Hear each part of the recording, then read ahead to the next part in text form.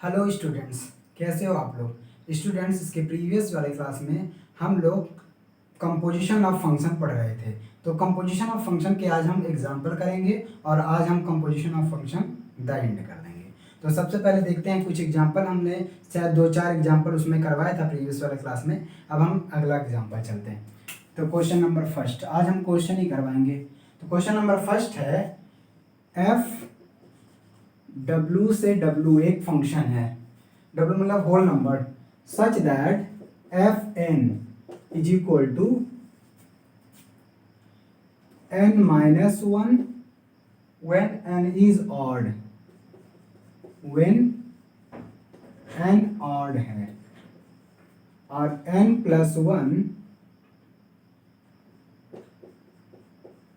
when n even। ये कह रहा है, तो इसको प्रूव करना है। So that f is invertible and find f। To show that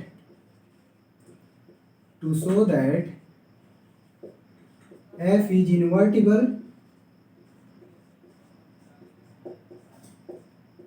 and f inverse. अब देखिए क्वेश्चन समझिए, क्वेश्चन क्या कह रहा है। एफ W से W एक फंक्शन है जिसका डेफिनेशन है n-1 when n is odd, n+1 when n is even. तो इसको प्रूव करना है इनवर्टिबल, और इसलिए f इनवर्स पता करना है। अब इनवर्टिबल के लिए हमने बताया था कि कोई फंक्शन को जब हम इनवर्टिबल प्रूव करना रहता है तो हम क्या करते हैं, उसको प्रूव करते हैं बाय Z2, मतलब 1-1/2। तो सबसे पहले इसको देखते हैं, 1-1/2 प्रूव करते हैं। तो फॉर 1-1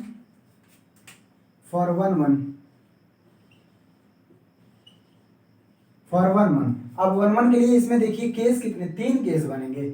जब या तो n जो है fn1 ऐसे मानेंगे, if fn1 is equal to fn2। तो हमको प्रूव करना है n1 is equal to n2। अब इसमें लेकिन हमको दिक्कत ये इस बात की है कि n1 और n2 क्या है। तो 3 केस बन सकते हैं, दोनों अगर इवन होंगे, दोनों और ऑड होंगे, इनमें से कोई एक इवन या ऑड होगा तब। तो देखते हैं फर्स्ट, फर्स्ट अगर देखें, if n1 n2 are even, दोनों इवन होंगे, तो दोनों इवन होगा तो fn1 क्या लिख सकते हैं, इवन के लिए ये है, तो लिख सकते हैं n1+1 is equal to n2+1, 1 से 1 cancel, n1 is equal to n2। तो भाई इसके लिए जब n1 n2 दोनों इवन है तो इसके लिए 1-1 हो गया, क्योंकि fn1 is equal to fn2 देनी है, तो ये 1-1 हो गया। दूसरा, if n1 n2 are odd, ये दोनों ऑड हैं। अब ऑड है तो क्या होगा, fn1 is equal to fn2। अब दोनों ऑड हैं तो ऑड के लिए क्या है, n-1 और n2, n1-1 और n2-1, 1 से 1 cancel, n1 is equal to n2 आ गया। इस केस में भी क्या हो गया, 1-1। अब थर्ड केस है कि इनमें से n1 और n2 दोनों में से कोई एक इवन हो सकता है, कोई एक ऑड हो सकता है। तो थर्ड केस हम मानते हैं क्या, इफ n1 इवन और n2 ऑड। आप कुछ भी मान सकते हो, उसका उल्टा भी सही होगा। तो इफ n1 इवन और n2 ऑड, तो क्या होगा, fn1 is equal to fn2, और n1 इवन के लिए n+1, तो यहाँ से आ जाएगा n+1, और n2 ऑड के लिए n-1, तो n2-1। अब देखिए n2 इधर लाएंगे तो आएगा n1 - n2, और ये 1 इधर चला जाएगा तो ये आ जाएगा -n2। या तो आप ऐसे कर सकते हो, माइनस कॉमन कर लो, n2 - n1 और इज इक्वल टू 2 लिख सकते हो। अब ये बताओ बाबू, n1 इवन है, n2 ऑड है। ऑड में जब आप इवन घटाओगे, ऑड में जब आप इवन सब्ट्रैक्ट करोगे, ऑड फॉर एग्जांपल आप ले लो 6, ऑड में जब ऑड फॉर एग्जांपल 7 ले लो, और उसमें आप इवन सब्ट्रैक्ट करो 4, तो 7 - 4 3 ऑड आया।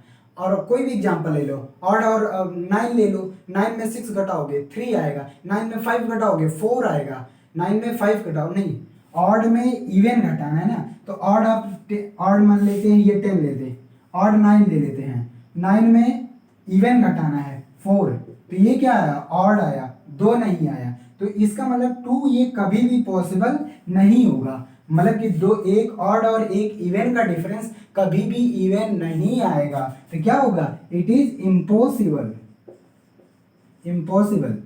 और इम्पॉसिबल क्यों आया, क्योंकि हमने ये मान रखा था, इसका मतलब जो हमने ये माना वो गलत है, ये मतलब कि गलत है। Fn1 is equal to Fn2 कभी भी नहीं होगा। So Fn1 does not equal to Fn2। अब यहाँ पे क्या है, एक इवन है एक ऑड है, यहाँ पे भी तो क्या है, n1 और n2 बराबर नहीं है, n1 और n2 इक्वल नहीं है। तो 1 की कंडीशन ये भी होती है, if Fn1 is equal to Fn2 then n1 is equal to n2, और या तो आप प्रूव कर दो if Fn1 not equal to Fn2 then n1 not equal to n2। यहाँ पे तो यही आ गया, क्योंकि हमने पहले ही मान लिया कि एक इवन और एक ऑड, इसका मतलब n1 n2 बराबर नहीं है, n1 n2 इक्वल नहीं है, तो इसका मतलब यहाँ से इस कंट्राडिक्शन से ये भी आ गया कि Fn1 not equal to Fn2।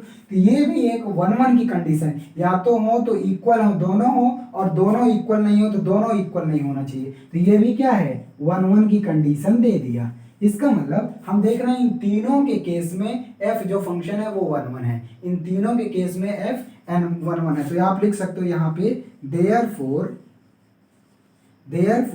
f is 1 in W। इसका मतलब F11 है इन W में। अब आप इसको स्क्रीनशॉट ले लीजिए, लिख लीजिए, तो हम इसको ऑन टू प्रूफ करते हैं। अब ऑन टू के लिए देखिए क्या करते हैं।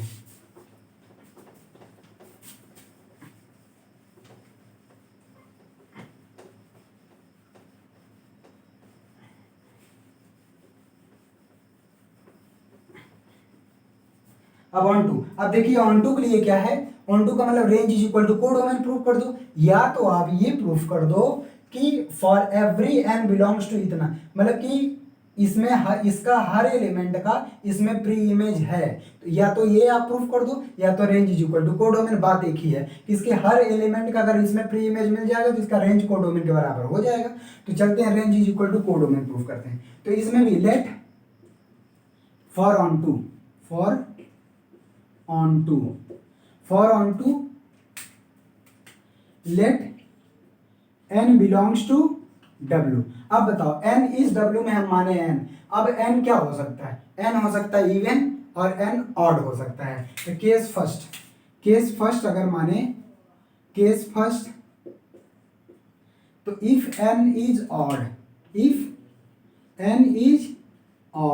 अगर n ऑड है तो n-1 क्या होगा, n प्लस वन ये इवन होगा ना भाई, ऑड में एक ऐड करोगे तो आप इवन बन जाएगा, तो ये इवन है। इसका मतलब यदि हम Fn+1 निकालेंगे तो आएगा, देखो ये इवन है, और इवन के लिए ये क्या है, इवन के लिए ये है, n इज ऑड मानते हैं तो n+1 या n-1 जो भी मानो, तो ये Fn1, तो यहां से क्या आएगा, यहां से आएगा, रुको, चाहे 1 एक ऐड करो या सब्ट्रैक्ट करो, एक ही बात, एक ऐड करो या सब्ट्रैक्ट करो, ये ऑड है, ऑड में अगर आप एक सब्ट्रैक्ट करते हो तब भी इवन आएगा, और एक ऐड करते हो तब भी। तो Fn हमको n लाना है इसलिए ऐसा किया, प्लस में n+2 आ जाता है, इसलिए Fn-1 ये इवन है, यदि n ऑड है तो ये इवन होगा, और इवन के लिए क्या है n+1। तो यहाँ पे देखो Fn-1, तो n के स्थान पे ये रखेंगे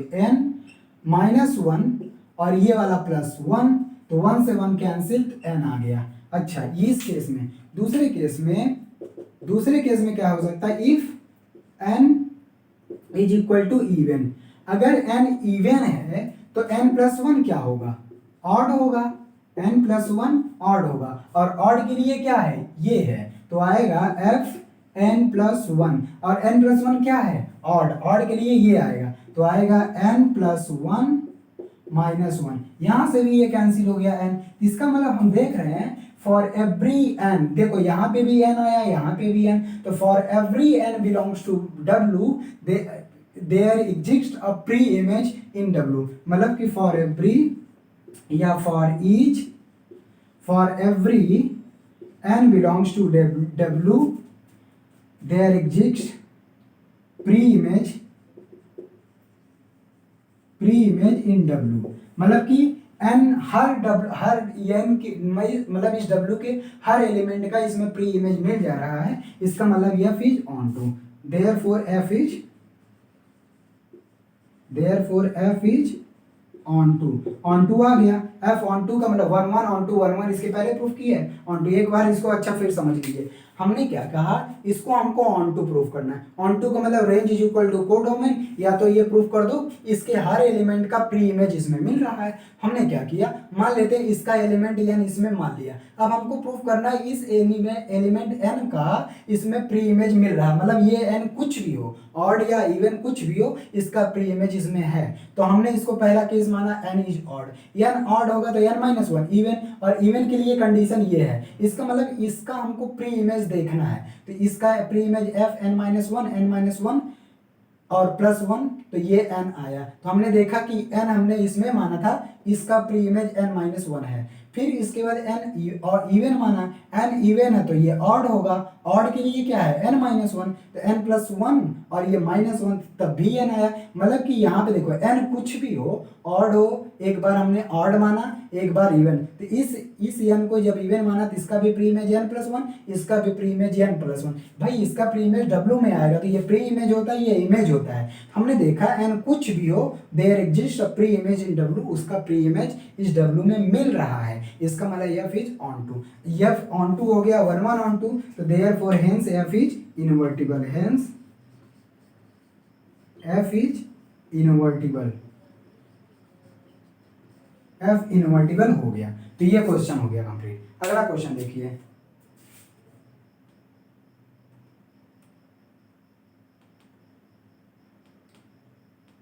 अच्छा ये इनवर्टिबल, अच्छा ये भी पता करना था ना एफ इनवर्स, तो अब तो आराम से आ जाएगा। एफ इनवर्स की वैल्यू आप आराम से लिख सकते हो। एफ इनवर्स अगर डिफाइन करना होगा, एफ इनवर्स एन, तो ये क्या होगा, एन अगर ऑड होगा, एन ऑड, देखो एन ऑड था तो एन ऑड होगा तो f inverse n is equal to n minus one, n minus one. और उसके बाद एफ इवन होगा, एफ इवन है, ये वैल्यू एन की वैल्यू इवन है, एन की वैल्यू इवन है तो f inverse n is equal to n plus one, n even, तो वही आएगा, इनवर्स भी वही आ रहा है लगभग, एन माइनस वन और एन प्लस वन। अगला क्वेश्चन देखते हैं, इसको कर लीजिए, इसको कर लीजिए।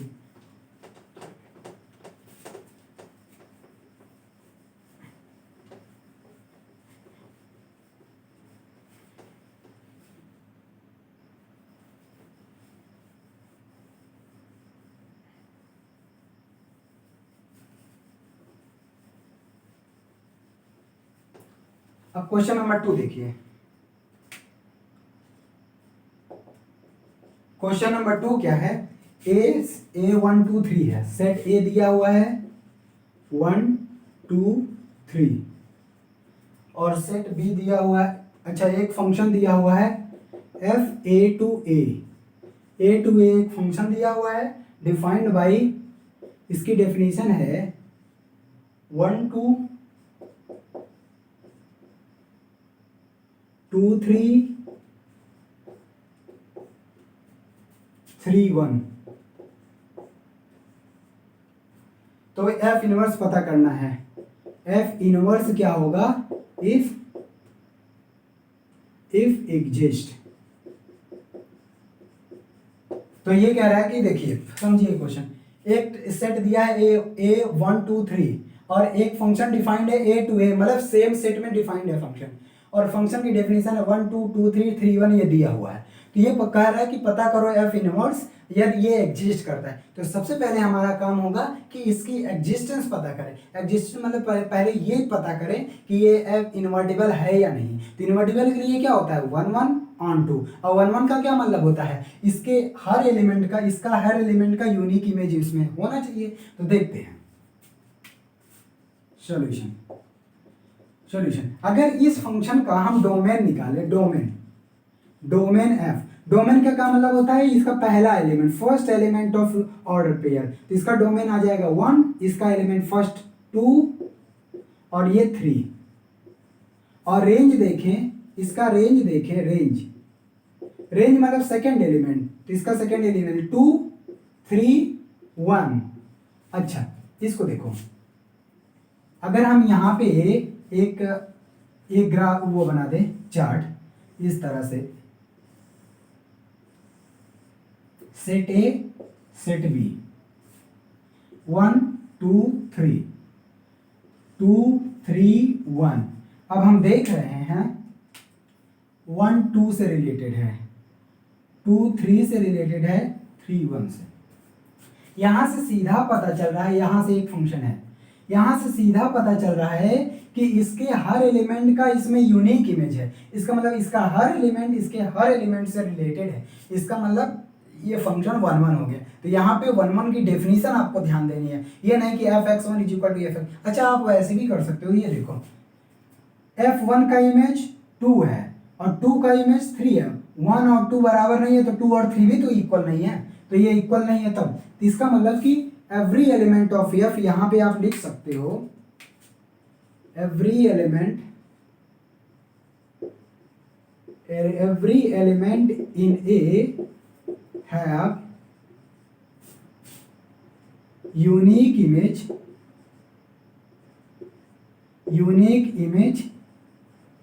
in A, therefore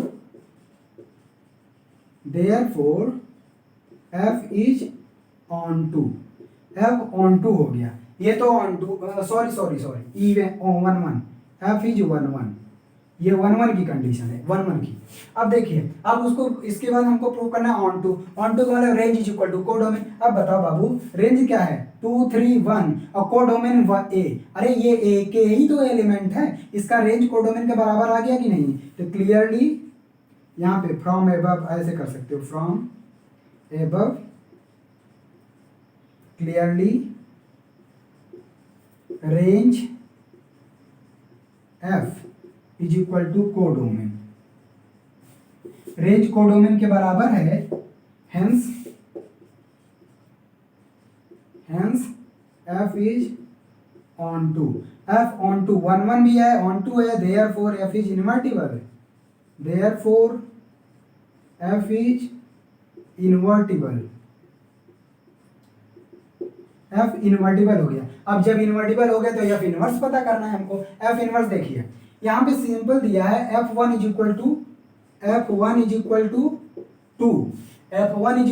2। इसका मतलब ये f इधर जाएगा तो f inverse 2 is equal to 1।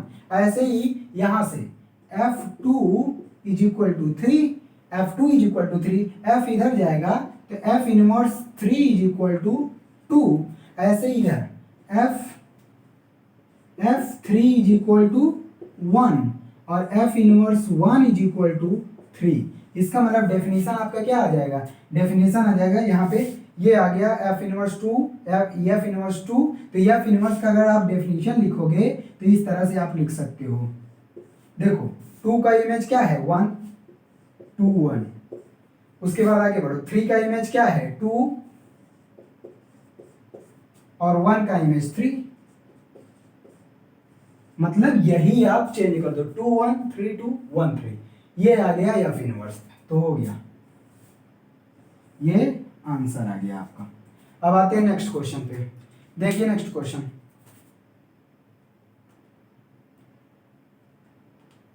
अच्छा थ्योरम है, एक थ्योरम देख लेते हैं पहले, ठीक है, इसको कर लीजिए।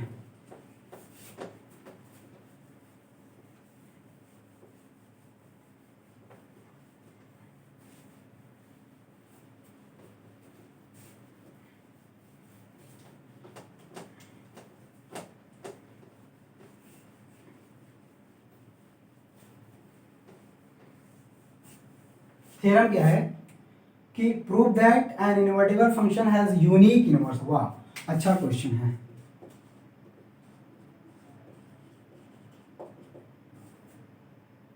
To prove that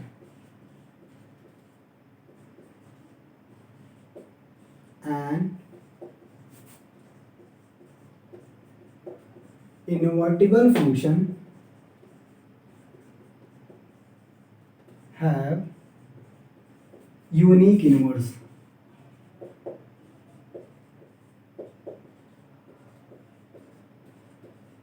unique inverse. ये कह रहा है कि prove that invertible function have unique inverse. देखिए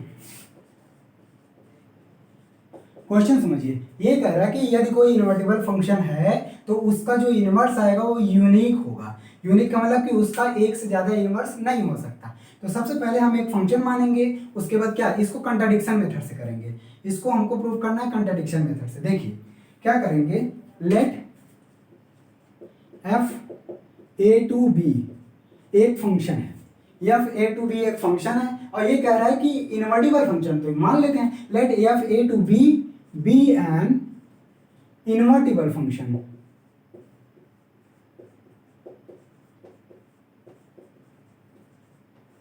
ये इनवर्टिबल फंक्शन है मान लिया, क्योंकि क्वेश्चन में दिया है उसको मानो। मान लेते हैं एफ ए टू बी एक इनवर्टिबल फंक्शन है, और अब हमको प्रूव करना है कि इसका जो इनवर्स होगा वो यूनिक होगा। तो हम क्या करेंगे, इसको यूनिक ना मान के हम क्या मानेंगे, मान लेते हैं इसके एक से ज्यादा इनवर्स है, तो हमको कंट्राडिक्शन मेथड से प्रूव करना है। तो मान लेते हैं लेट एफ हैव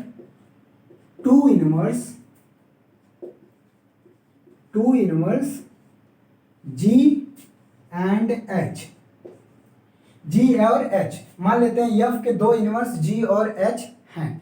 तो अब हमको प्रूव करना है कि ये दोनों बराबर, यदि हम प्रूव कर दें कि ये दोनों बराबर ही हैं तो यूनिक हो गया ना। हमने दो माना है, अब इसको हम प्रूव कर देंगे कि ये दोनों बराबर ही है, इसका मतलब यूनिक है। तो अब देखते हैं, तो अब देखो, अब डेफिनेशन लगाएंगे इनवर्टिबल फंक्शन क्या होता है कि यदि एफ इनवर्टिबल है तो एक ऐसा फंक्शन जी हमको मिलना चाहिए such that ji O F is equal to I A या H of G is equal to I B. तो ये देखो बाय डेफिनेशन ये दोनों इसके इनवर्स हैं, तो देयरफॉर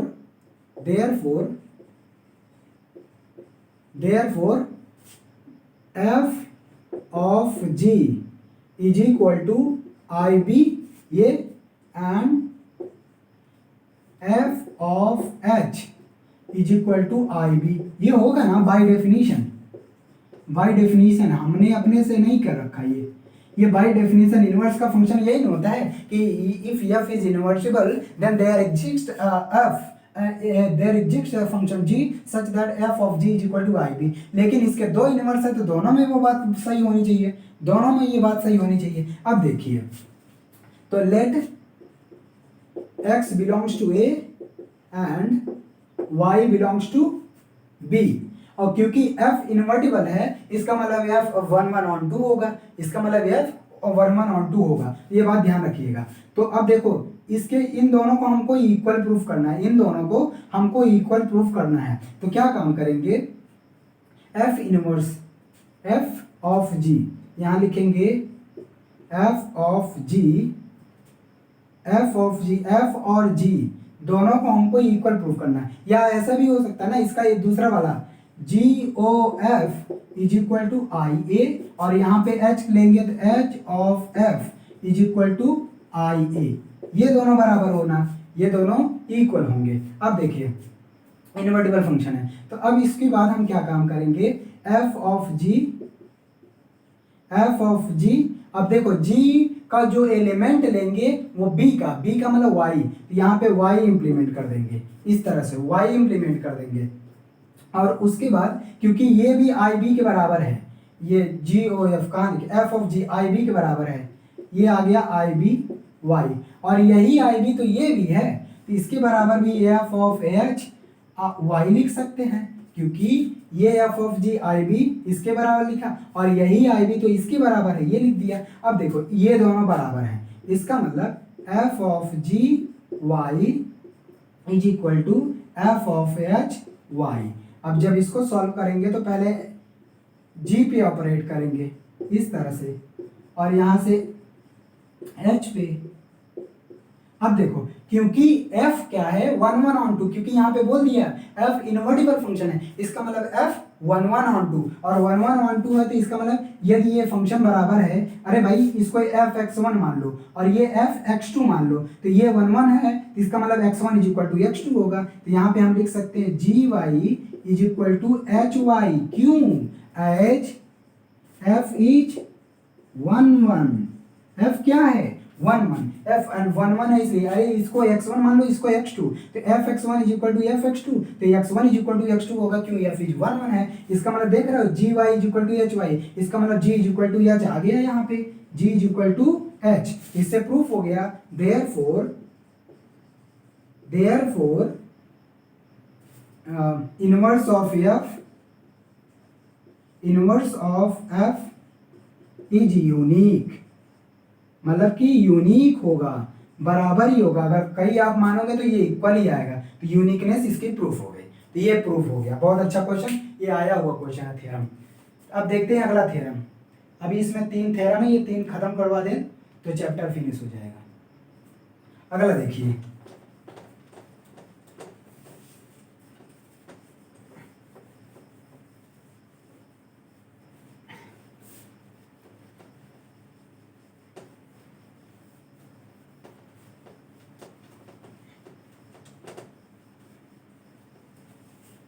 थ्योरम नंबर 2 देखिए। थ्योरम नंबर 2 क्या है, एफ एक इन्वर्टिबल फंक्शन है तो प्रूव करना एफ इनवर्स ठीक है। If f A to B is invertible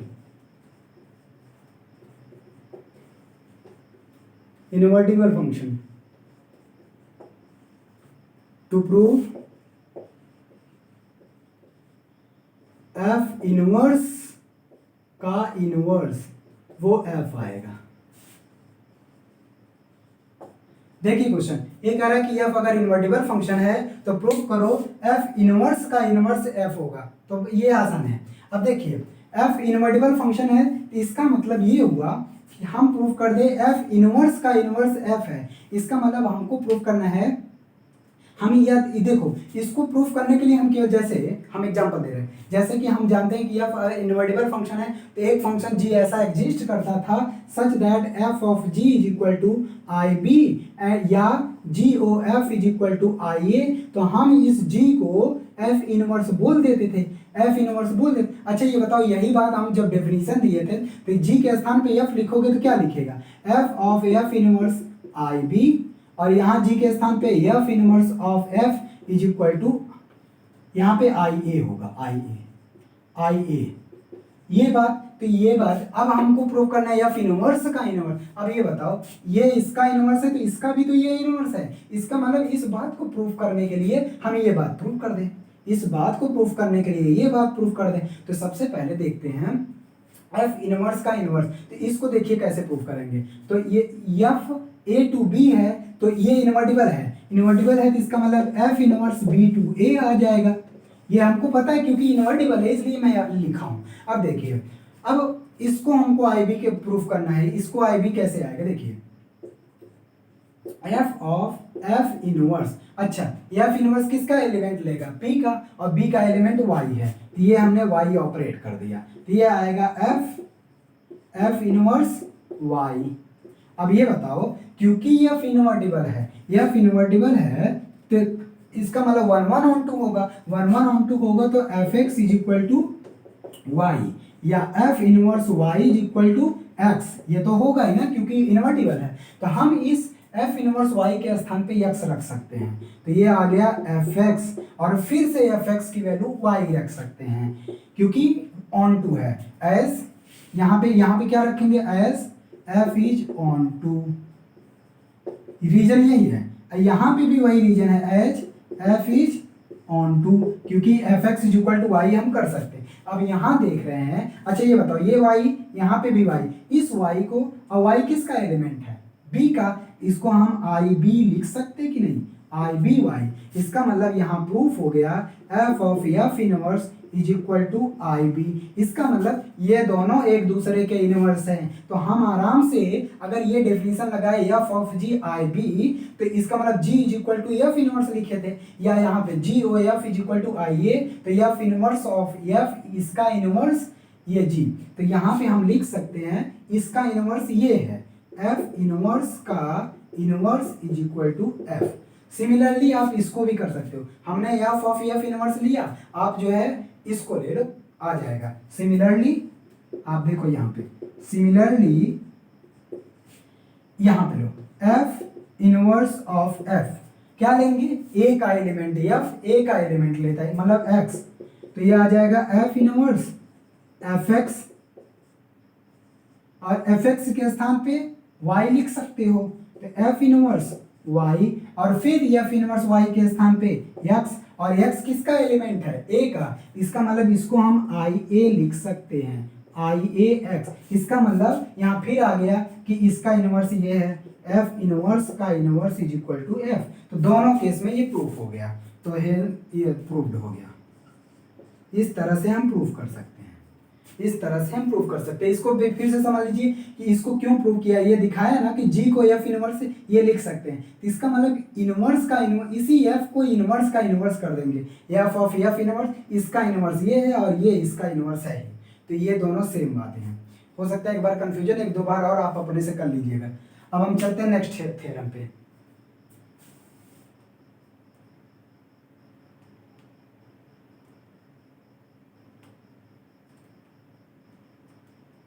ठीक है, नेक्स्ट थ्योरम।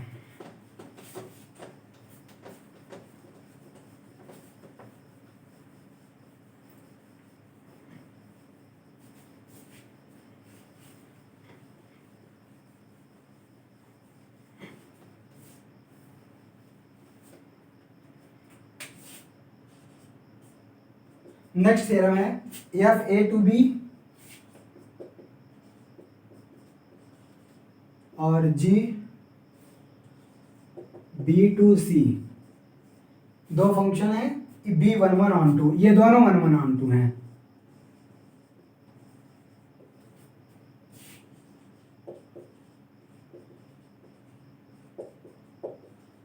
ये दोनों one one onto function है। Prove that ji O F is, to prove G O F A to C is one one onto and G O F का inverse is equal to F inverse of ji inverse. अब देखिए question बहुत अच्छा है, बहुत अच्छा theorem भी है। ये दिया हुआ है एफ ए टू बी एक फंक्शन दिया हुआ है और जी बी टू सी एक फंक्शन दिया हुआ है, इस और ये दोनों के दोनों वन वन ऑन टू हैं, be one one onto functions, मतलब एफ और जी दोनों वन वन ऑन टू है, तो हमको प्रूव करना है G O F A to सी ये भी वन वन ऑन टू है, और ये प्रूव करना है जी ओ एफ का inverse is equal to F inverse of G का इनवर्स, ये प्रूव करना है। देखिए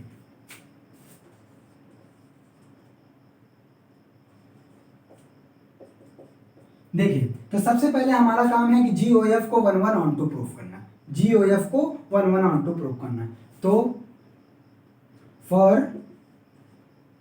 वन वन जी ओ एफ को, तो जी ओ एफ अच्छा ए टू सी है, for one one ji O F A to C. अब देखिए सबसे पहले यहाँ क्लैरिफाई कर दूं, यहाँ तीन सेट हैं ए बी सी, तो अगर एक्स ए का एलिमेंट है और वाई बी का एलिमेंट है, जेड सी का एलिमेंट हम मान लेते हैं, और क्योंकि एफ जी ये दोनों को दोनों वन वन ऑन टू हैं, इसका मतलब Y is equal to F X और Z is equal to G Y हम लिख सकते हैं, क्योंकि वाई बी का एलिमेंट है तो G Y is equal to Z, क्योंकि एफ और जी दोनों वन वन ऑन टू हैं, ये पहले से मैं बता दे रहा हूँ, इसका यूज करना है आगे। अब देखिए अब हमको प्रूव करना है वन वन का मतलब जी ओ एफ, अभी ये ए का एलिमेंट यक्स है तो हम लेंगे जी ओ एफ, यहाँ ले लेते G O F X one is equal to G O F X two, ये ले लिया। अब हम इसको लिख देंगे G F X one is equal to G F X two. अब ये बताओ बाबू, क्योंकि हमने कहा जी क्या है, जी और एफ दोनों वन वन ऑन टू हैं, इसको हम क्या लिख देंगे वाई वन, क्योंकि Y is equal to F X, तो X one is equal to Y one is equal to F X one, तो हम इसको लिख सकते हैं जी वाई वन, ये लिख सकते हैं जी वाई टू। क्यों h f is onto, f क्या है ऑन टू है, इसलिए एफ एक्स के स्थान पे वाई। अब देखो क्योंकि ये दोनों 1 1/2 हैं, तो जी भी 1 1/2, तो जी 1 1 है, इसका मतलब G Y one is equal to G Y two है। तो क्या होगा, y1 is equal to y2। क्यों क्यों, एज हमको x1 is equal to x2 prove करना था ना, x2, हाँ ठीक है, as g is 1 1, g is 1 1, लेकिन हमको तो प्रूव करना है x1 is equal to x2। कुछ नहीं, कोई दिक्कत नहीं भाई, y1 के स्थान पे fx1 लिखे थे ना, यहाँ fx1 को y1 के स्थान पे लिखे थे ना, इसी y1 को fx1 लिख दो ऐसे, वही रीजन है, as f is onto. और या तो आप यहाँ ना चेंज करते तब भी। अब क्या होगा, x1 is equal to x2। क्यों, ये क्यों हुआ, क्योंकि f भी ऑन टू है, सॉरी f भी 1 1 है, एज f इज 1 1, f क्या है 1 1। तो देख रहे हो, G O F x1 is equal to G O F x2, तो ये x1 is equal to x2,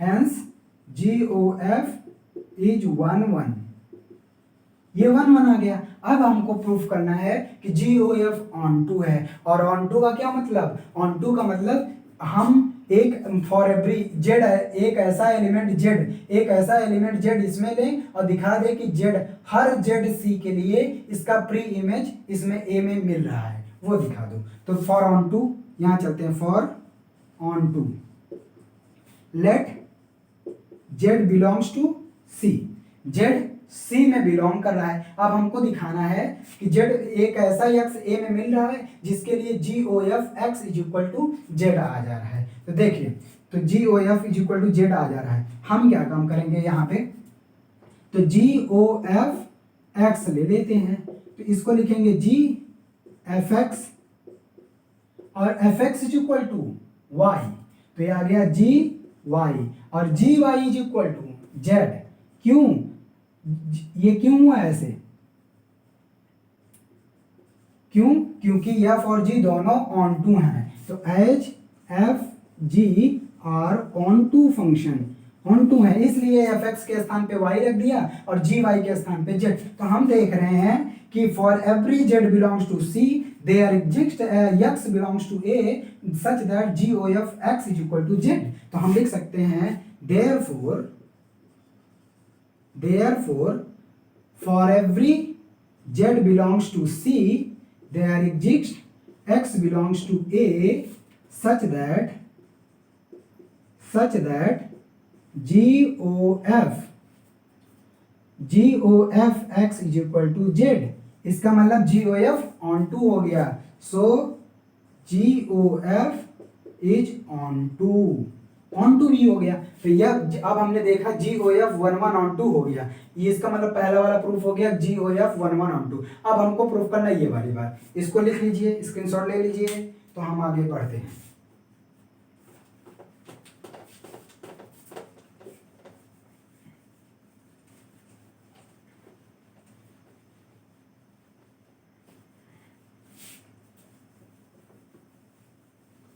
अब देखिए, अब हमको प्रूफ करना है ये वाली बात कि जी ओ एफ का inverse is equal to F inverse of G. अच्छा, इसके लिए तो सबसे पहले अब जब देख लिए कि एफ और जी दोनों 1 1 ऑन टू, तो वो वाली बात जो हमने लिखा था वो देखिए, ये हमने लिखा था ना, तो y is equal to F X, क्योंकि एफ 1 1 ऑन टू है, इसका मतलब F inverse y is equal to X लिख सकते हैं। ऐसे ही G Y is equal to Z, क्योंकि जी 1 1 ऑन टू है, जी ऑन टू है, तो हम इसको g inverse Z is equal to y लिख सकते हैं, g inverse Z is equal to y लिख सकते हैं। अब देखिए, हमको इसके बराबर ये प्रूफ करना है, इसके बराबर ये प्रूफ करना है, जी ओ एफ का inverse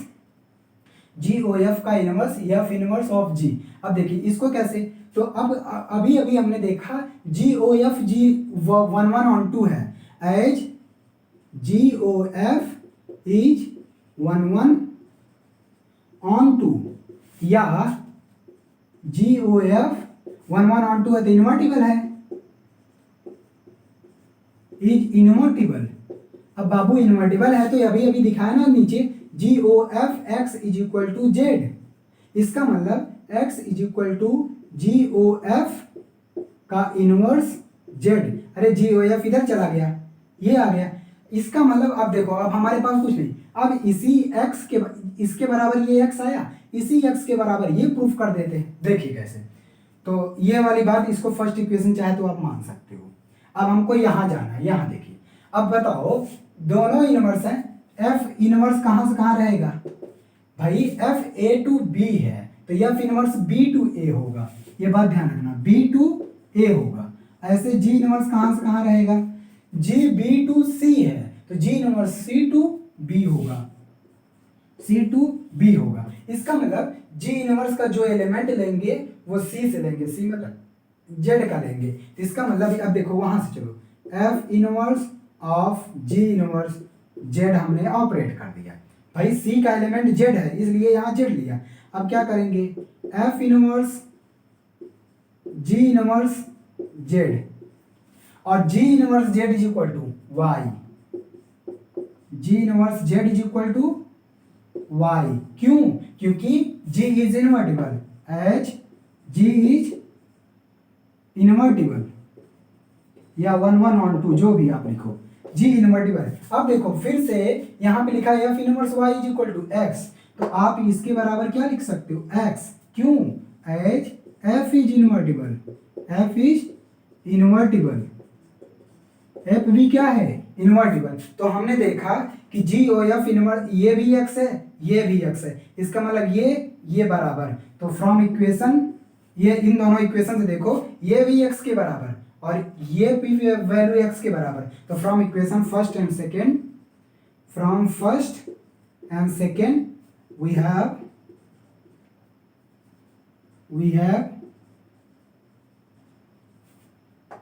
GOF inverse is equal to F inverse of G inverse, proof हो गया। ये आप कर सकते हो, तो ये हो गया। अब इसका ये चैप्टर फिनिश हो गया, हम एक्सरसाइज के 2-4 क्वेश्चन करा दे रहे हैं, आप लोग उसको कर लीजिए और ये चैप्टर खत्म है। 1 1 ऑन 2 इस सब में प्रूफ करना है, ठीक है। एक क्वेश्चन देख लीजिए, सीबीएसई 2008 में आया हुआ है, देख लीजिए, 2-3 क्वेश्चन देख लीजिए।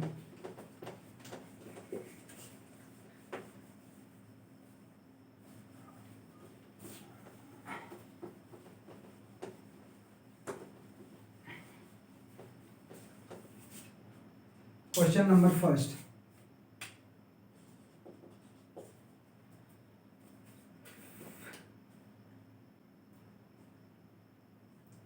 एफ आर टू आर है, रियल टू रियल, और फंक्शन डिफाइंड है such that F x 1 if x is rational,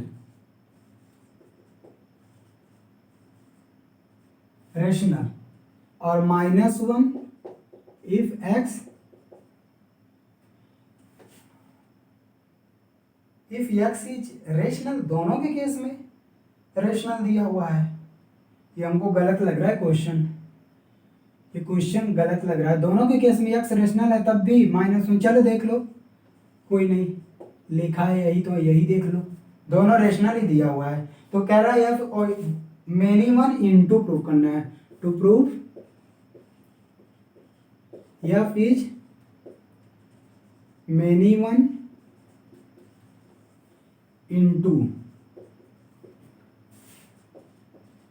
अब देखिए बाबू, ये एफ एक्स दिया है आर टू आर, और एफ एक्स का डेफिनेशन है मतलब कि एक्स चाहे रेशनल हो चाहे इरेशनल हो 1 और -1 आएगा। तो ये तो सीधा सीधा दिख रहा। मेनी वन का क्या मतलब, मेनी वन का मतलब हुआ कि इसके कई एलिमेंट का एक इमेज मिले। अब ये बताओ, एक्स चाहे रेशनल हो चाहे मतलब कि यहाँ तो रेशनल ही है, एक्स रेशनल है, हर रेशनल नंबर के लिए 1 या -1 आ रहा है, ये गलत हमको लग रहा है, क्योंकि कई रेशनल नंबर का भी 1 आ रहा है, कई रेशनल नंबर -1 आ रहा है, ये हमको गलत लग रहा है। इसको आप ना इरेशनल बना लो, इसको आप इरेशनल बना लो, ये गलत है। इरेशनल बना लो। अब देखो, तो अब मेनी वन प्रूफ करना है, तो मेनी वन का मतलब कि इसके कई एलिमेंट का सेम इमेज मिले। तो भाई जितने भी रेशनल नंबर है आर में, जितने भी रेशनल नंबर है सबका इमेज वन मिलेगा, और आर में जितने भी इरेशनल नंबर है सबका इमेज आर में मिलेगा। इस एक इमेज सेम इमेज -1 मिल रहा है, इसका मतलब कई सारे एलिमेंट का एक ही इमेज मिल रहा है, इसका मतलब ये मेनी वन का यही मतलब होता है। जैसे यहाँ पे आर है ना, ये रेशनल नंबर है और ये भी आर है, तो यहाँ से एफ एक फंक्शन है, तो इसका मतलब मेनी वन का मतलब इसके कई सारी एलिमेंट का सेम इमेज मिला है। अब यह बताओ, यहाँ पे बहुत सारे हैं, -2 अगर हम ले और बड़ा कर दे, चलो ऐसे ऐसे लेके -2 -1 0 1 2 3 4 एटसेट्रा, यहाँ पे भी -3 -2 -1 0 1 2 3 एटसेट्रा। अब हम देख रहे हैं इसमें इरेशनल भी ले लो ना, इरेशनल भी आएंगे सारे,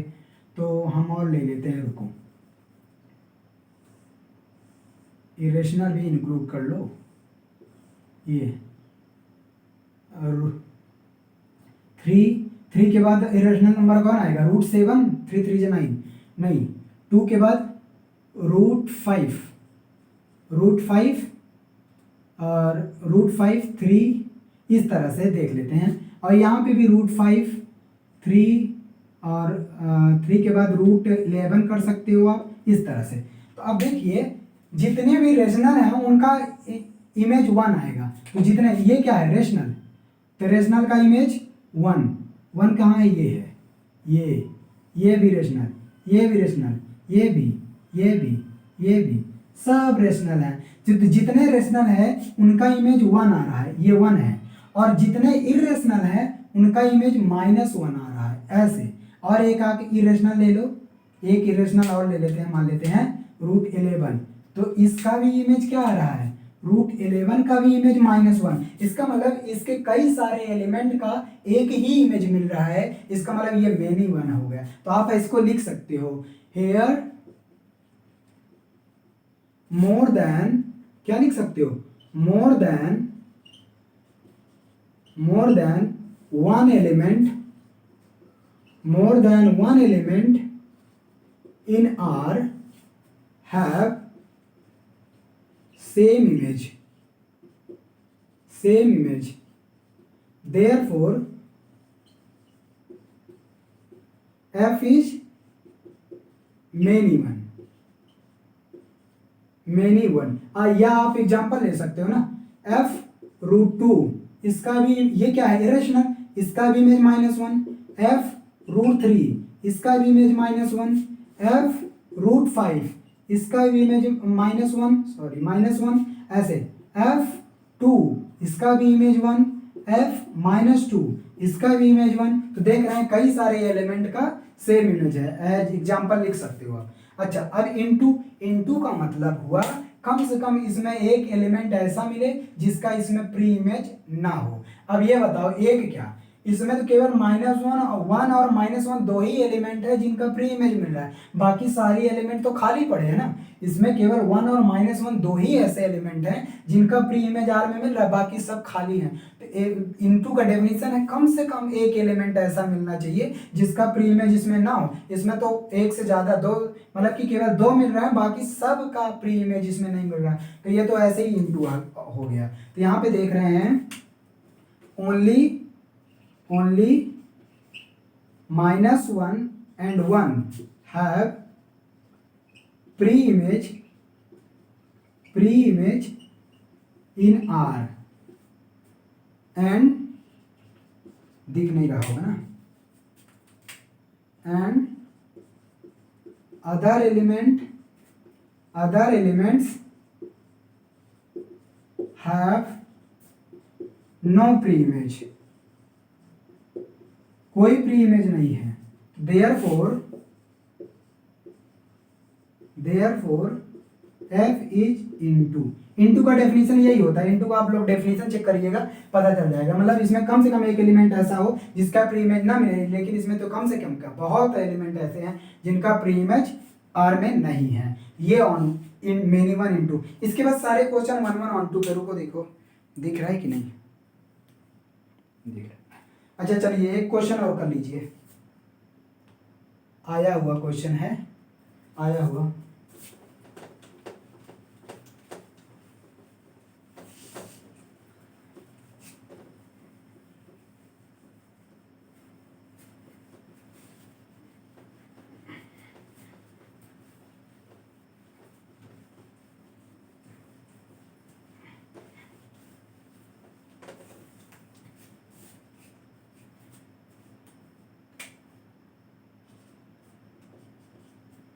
क्वेश्चन ठीक है, एफ ऑफ जी और जी ओ एफ बताना है। ठीक है, देखिए एक क्वेश्चन आया है 2011 में, question number 2, F R to R एक फंक्शन है और एफ 1 2 3 नहीं, F x is equal to such that F x is equal to 10x plus 7, F x is equal to 10x plus 7, किधर गया, हाँ, find the function G R to R such that ji O F और F of G is equal to I G I R होना चाहिए। जी पता करना है, जी भी आर टू आर है such that ji O F of ji I R. तो हमको जी पता करना है, तो जी का मतलब अब यहाँ पे डायरेक्टली कहा तो नहीं है, लेकिन आपको अगर डेफिनेशन इनवर्टिबल फंक्शन का पता हो तो सीधा सीधा यहाँ इसका कहने का मतलब कि इसका इनवर्स पता करो, क्योंकि G O F of ji I R कह दिया, इसका मतलब जी उसका इनवर्स है, इसका मतलब आपको इनवर्स पता करना है। तो सिंपल है, इनवर्स पता करने के लिए क्या करेंगे, कहा नहीं है लेकिन आपको इनवर्स ही निकालना है। ये देखो डेफिनेशन से आ गया क्वेश्चन। अब देखिए क्या काम करें, इनवर्स पहले तो बात तो चेक करेंगे ये इन्वर्टिबल है या नहीं है। पहली बात, ये इन्वर्टिबल है क्योंकि ये दे रखा है, ये इन्वर्टिबल है क्योंकि ये दे रखा है G O F of G is equal to I R. और नहीं भी तो आप चेक करते सकते हो, 1 1 ऑन 2 करो, आ जाएगा आराम से, कोई दिक्कत नहीं। हम केवल यहाँ पे एफ ऑफ जी निकाल दे रहे हैं, आराम से निकाल सकते हो 1 1 ऑन 2 करके। अब देखो हम जी निकाल रहे हैं, तो जी क्या करेंगे, ये आई आर के बराबर है, तो इसका मतलब let y is equal to F x. आप 1 1 ऑन 2 प्रूव कर लीजिएगा, और ये आ गया 10x प्लस 7। तो यहां से x की वैल्यू y के टर्म में निकालो, तो x is equal to y minus 7 upon 10। भाई x ही की तो वैल्यू f इनवर्स होता है, तो ये आ गया f inverse y is equal to y minus 7 upon 10। तो अब हम एफ इनवर्स की डेफिनेशन लिख सकते हैं, एफ इनवर्स कहाँ से कहाँ, वो भी आर से आर ही होगा, आर से R such that f inverse x is equal to x minus 7 upon 10। तो इस तरह से आप इसको क्वेश्चन को कर सकते हो। एक क्वेश्चन और करा दे रहा हूँ, क्वेश्चन नंबर 3। ओह ठीक है, रहने दीजिए। अब ये चैप्टर खत्म हो गया, जो भी आपका डाउट होगा आप हमको टेलीग्राम चैनल पे @ इस पे है टेलीग्राम